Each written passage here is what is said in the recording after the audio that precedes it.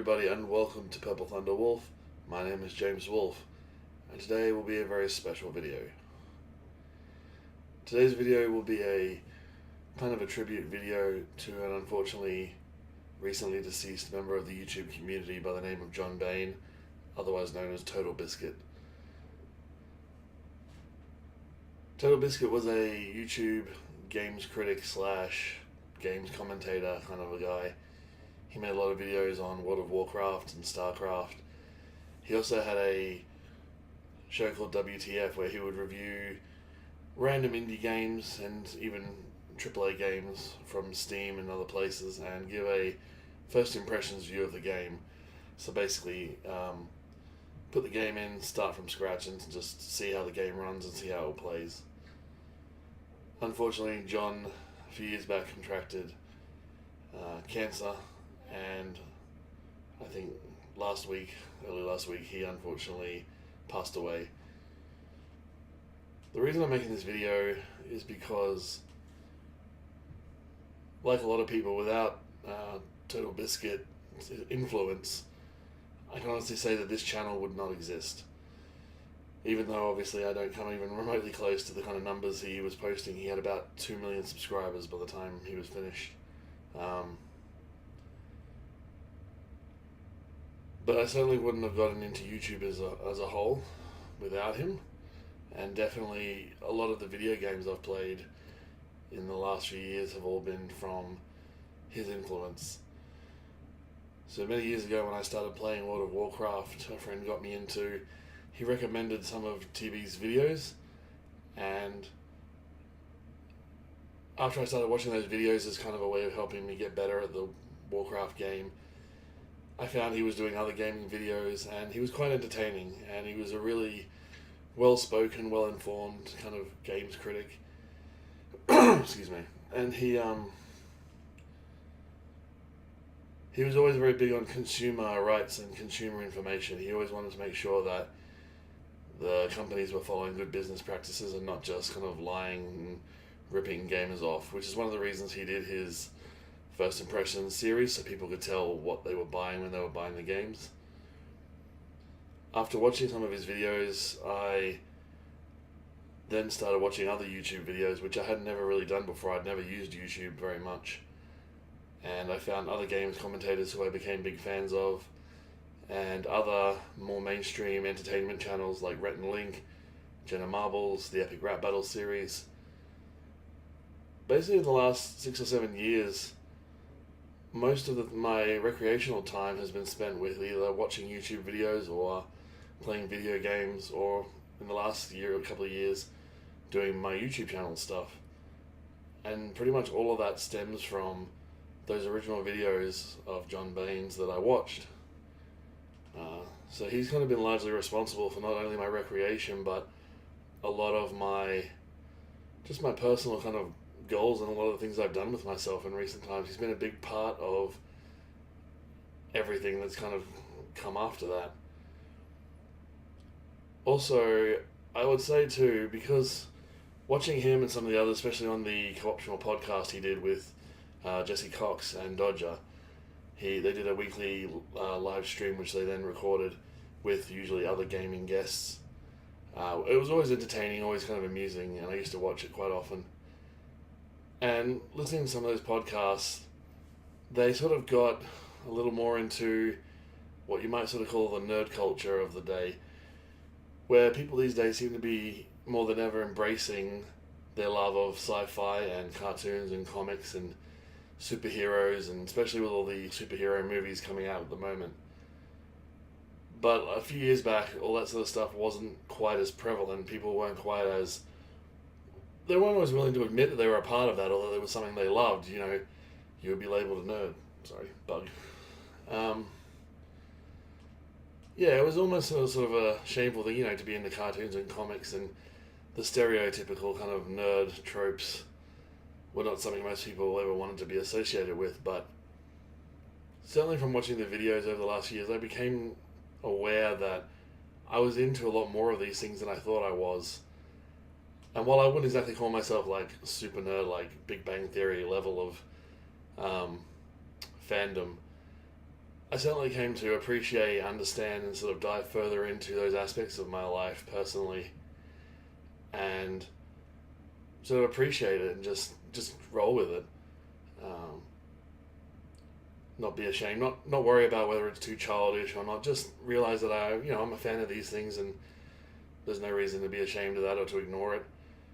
Almost, embrace it, make it a part of who you are. There's nothing to be ashamed of.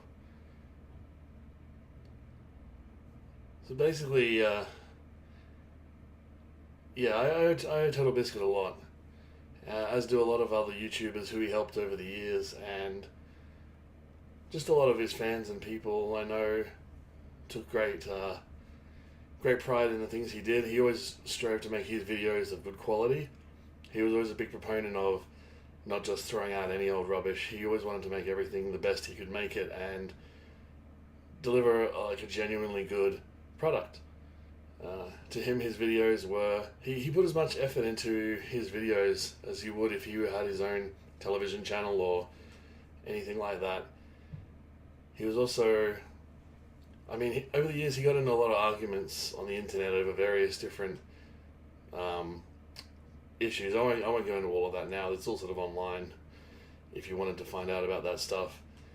He would sort of get under a lot of people's skin because he was always very vocal and very, not aggressive, but very forward in giving his views, especially when he thought people were being dishonest or, just trolling each other, just using these arguments and debates as an excuse to cause drama on the internet. And in doing so, he made himself a lot of sort of enemies and a lot of people who didn't like what he was saying and doing, but he also gathered a lot of fans and admirers who appreciated his honesty and that someone was speaking up and not worrying too much about the consequences and saying what needed to be said.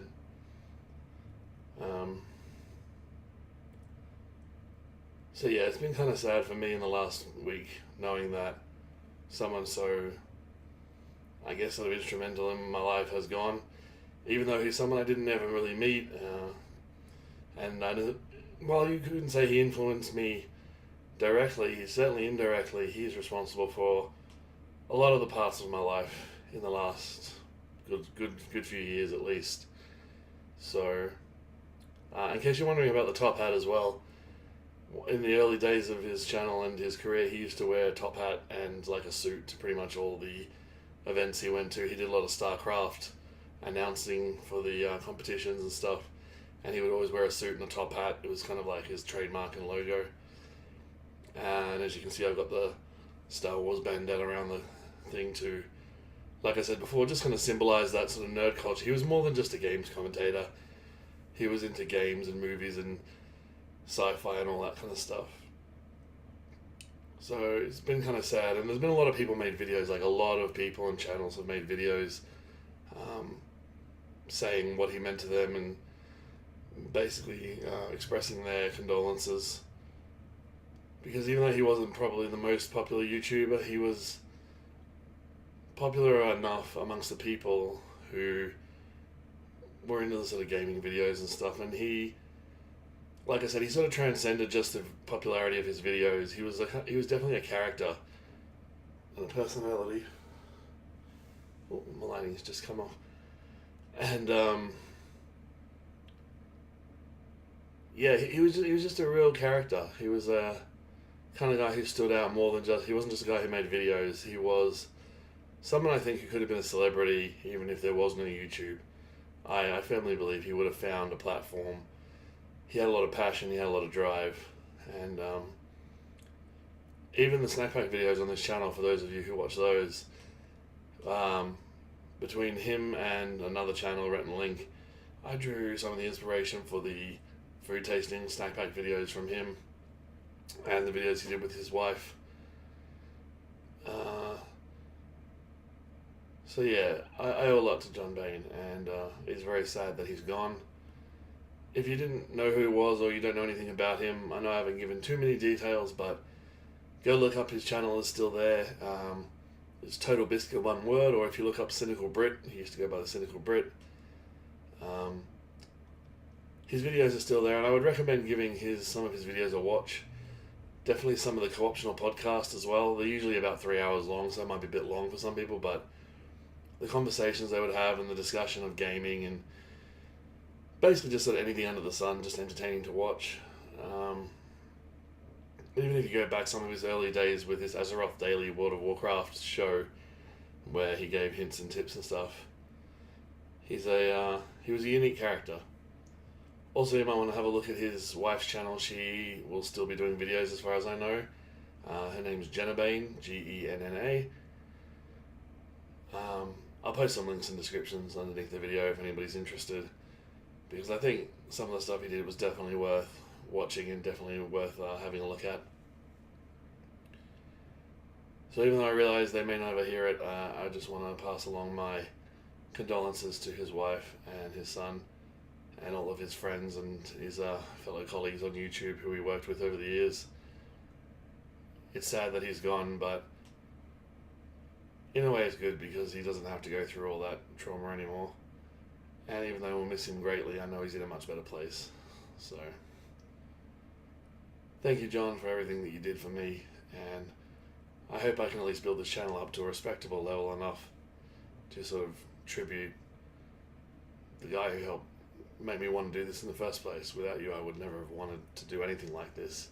I would have definitely never had the thought that I could do anything like this. So, thank you very much. Yeah. And rest in peace. This has been Purplethunderwolf. My name is James Wolf. Stay tuned, guys. There will be more videos coming soon, I promise. Thank you very much. Bye.